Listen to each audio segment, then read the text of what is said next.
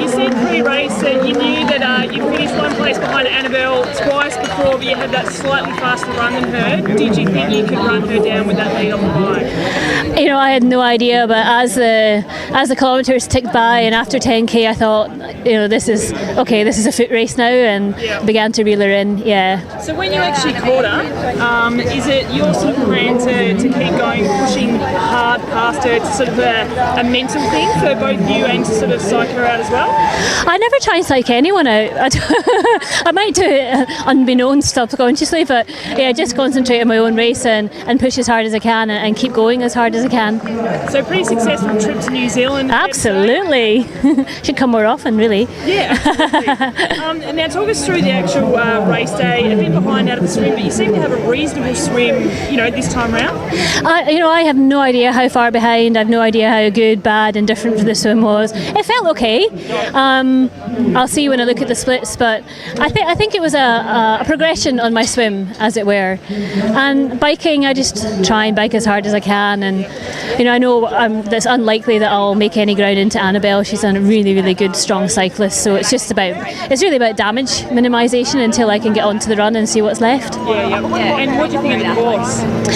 You know, I was so busy concentrating the whole way that I didn't get.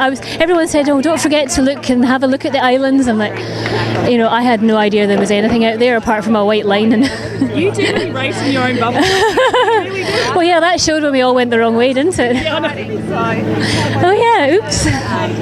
So now, what does this win at this early in the year mean to you? What's the plans going forward? The plan is to try and solidify my Kona slot as quickly as possible, and just really have a lot of training behind me to go to Kona. The past few times I've been to Kona, I've been unhealthy, I've been injured, and I haven't had the consistency that you really need to go and race a championship race like that. And I'd really like that to happen this year. I'm going to try my hardest to make sure it does. One last question. As a Scot, I think it's fair to assume that you're from colder weather, but you seem to cope okay in the heat. Like, obviously Vegas was fine, here's not super hot. No. Yeah, I'm just incredibly fortunate. I have to thank my parents for the genetics. I think I don't like particularly being in a warm environment. I don't like the way I feel, but I do tend to be able to perform, and likewise I'm so used to racing in the cold that when that happens it doesn't faze me either. So I guess I don't know what you call it. By-weathered. Oh, raining chat. You had a target on your back from the get-go, then a target on your back all day. Were you running scared? I mean, yeah, I was running a little bit scared. I knew Katrina was, she's a great runner, and I didn't really have the lead off the bike that I would have liked. But I mean, I'm actually quite happy with my run. That's probably my swim and bike for me. I think were average, but I felt quite comfortable running. So. How did you feel on the bike, on your new bike? It's a fabulous new bike and I love it. It still takes a little bit of time getting used to a new position, so just with some time I'm hoping that I'll feel a bit more comfortable. And look, you had minimum rep compared to last year for this event, so you've got to be pretty happy with the progression, I guess, at the start of the year. Yeah, I mean it's really nice to start in this kind of form when I know that I took 3 weeks off in December and really enjoy the time, so it's good to have this place to start with. And when you said you weren't too happy with your swim, just slow or you felt sluggish or?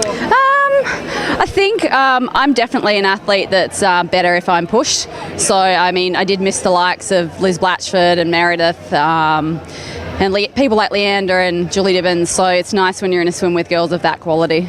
I'm going to try and do Challenge Melbourne in 2 weeks and then Challenge Philippines, maybe the short race in Abu Dhabi and then maybe St George and then maybe lead into an Ironman. I don't know. Lastly, you've obviously come back for a reason. You enjoyed the course here? I did. It's a lovely course and it's the volunteers and all the supporters are fantastic. And I mean, look at the day. It's beautiful here in Auckland.